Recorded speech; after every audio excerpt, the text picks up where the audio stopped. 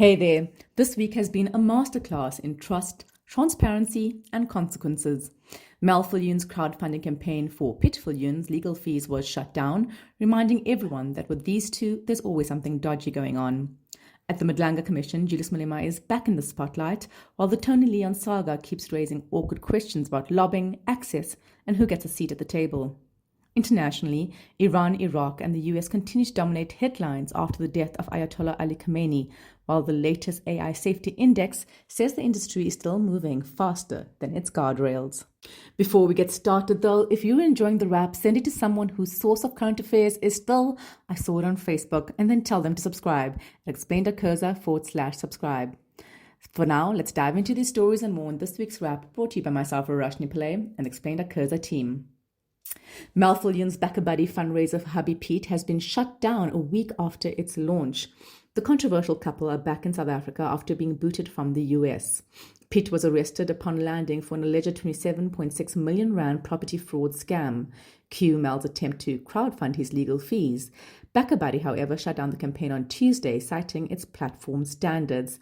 It had raised 3,620 rand off its 400,000 rand goal, which is being refunded. It couldn't have happened to a nicer couple. Read more about the story on our website. EFF leader Julius Malema is back in the spotlight at the Madlanga Commission. On Tuesday, evidence leader advocate Matthew Chaskelson presented messages allegedly linking Malema, suspended crime intelligence deputy head Feroz Khan, and businessman Mohammed Sayed to behind-the-scenes dealings. These include claims that Khan used Sayed to reach Malema, drafted parliamentary questions targeting former Inspector General of Intelligence, and shared information linked to VBS and a SAPS tender. Malema denies wrongdoing, but if true, this points to possible political influence over police intelligence. Big yikes.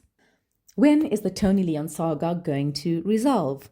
Over the weekend, the Sunday Times reported that Tony Leon's PR firm, Resolve Communications, had approached the Tshwane municipality in 2016 to discuss securing tenders, while News 24 reported that a Resolve account director suggested sending draft parliamentary questions to a DA MP last year. The firm's apparent influence over DA leaders has sparked calls for an internal probe, but the party has maintained no evidence of wrongdoing has been presented and said it will investigate if such evidence emerges. Treasury has frozen July payments worth 13.5 billion rand to more than 69 municipalities across South Africa. Its Tuesday announcement cited persistent financial mismanagement and irregular spending. Johannesburg is on the list naturally, with 3.6 billion rand on ice.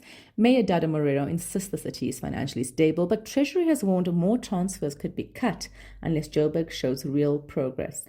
With parts of the city entering a third week without rubbish collection, maybe this financial rod will help, but we're not holding our breath. Local singer Credo V. Daniels is facing the music and AI accusations.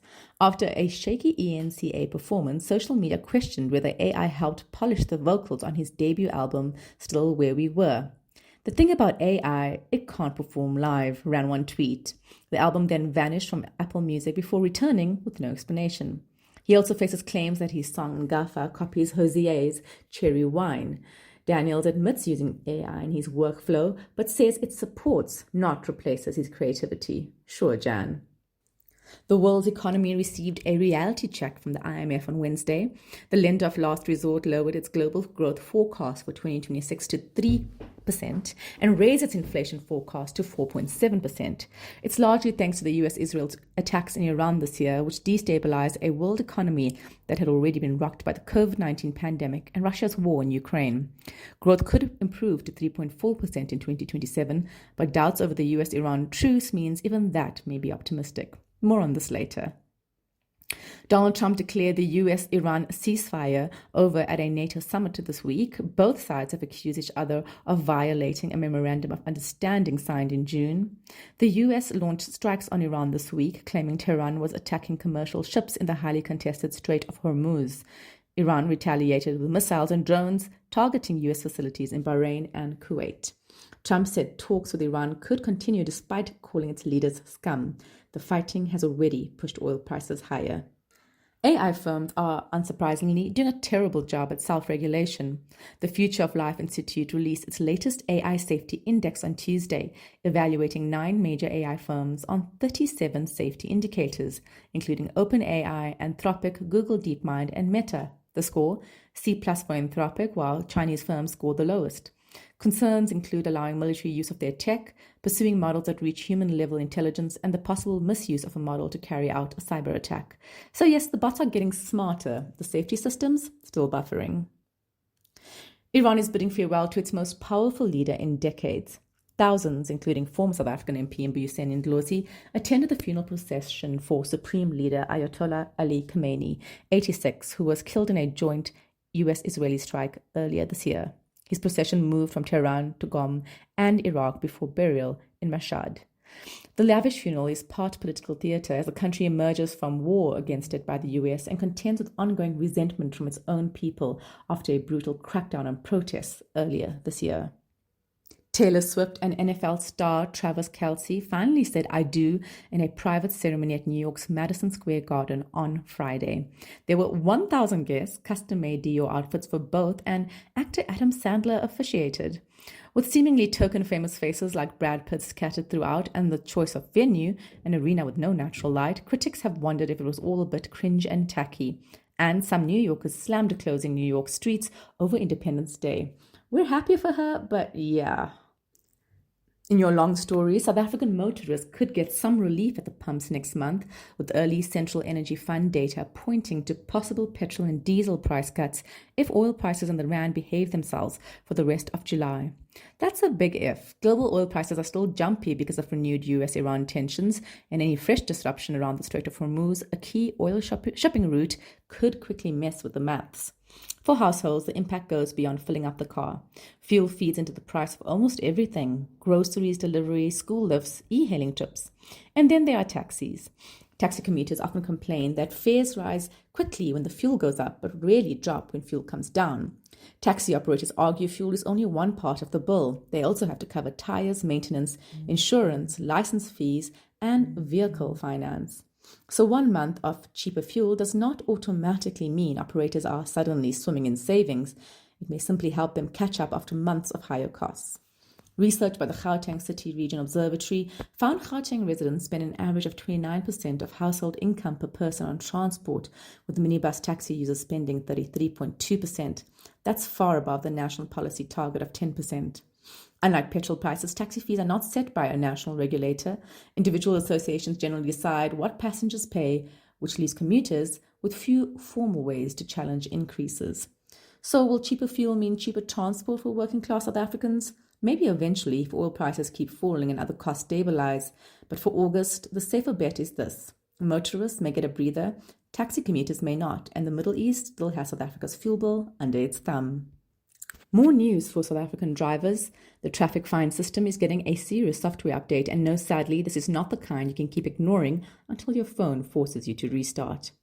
The Administrative Adjudication of Road Traffic Offences Act, R2, is entering its next phase, with 62 local and metropolitan municipalities joining Johannesburg and Tshwane on the 1st of July and implementing the act.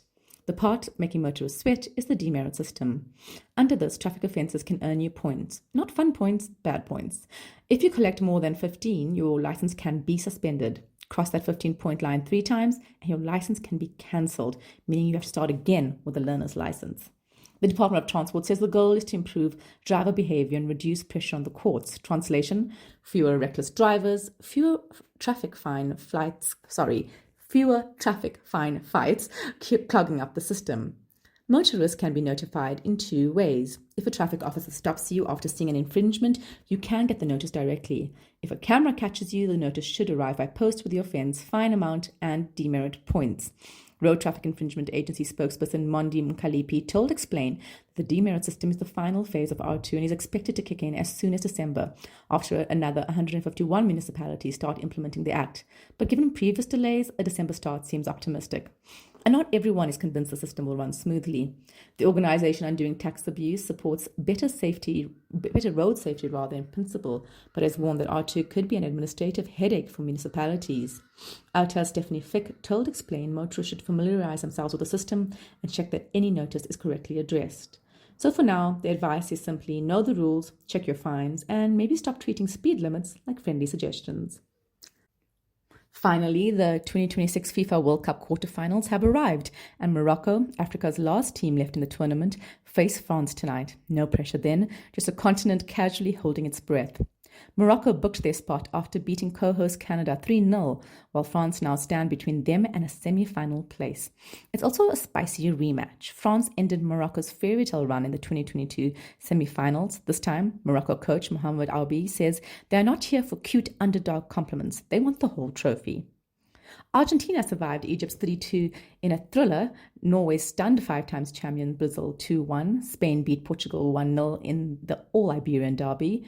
And England edged Mexico 3-2 to set up a quarter-final against Norway on Sunday. But the biggest drama came from Belgium's 4-1 win over host USA. US striker Folarin Balogun was expected to miss the match after a red card against Bosnia and Herzegovina. Then, US President Donald Trump, being Trump, reportedly called FIFA President Gianni Infantino to ask for a review. The FIFA then suspended the ban, allowing Balogun to play. Football people were not calm. Critics accused FIFA quite rightly of bending its rules after political pressure, while Belgium made their feelings clear after knocking the US out anyway. Balogun said he accepted both decisions, but admitted the reversal was always going to be controversial. US coach Mauricio Pochettino argued his team had already been punished by playing with 10 men after the red card. Now with the hosts out and the quarterfinals underway, the worry is obvious. If FIFA can reverse this, what happens next? For Morocco, though, the mission is simpler. Beat France, keep Africa winning, and maybe give this already chaotic World Cup its best plot twist yet. That's it from us at The Wrap, an award-winning product of Explain.coza. Simple news summaries for busy people. Remember to share the love. Tell your friends to subscribe at explain.coza/subscribe. Till next time, goodbye from the team.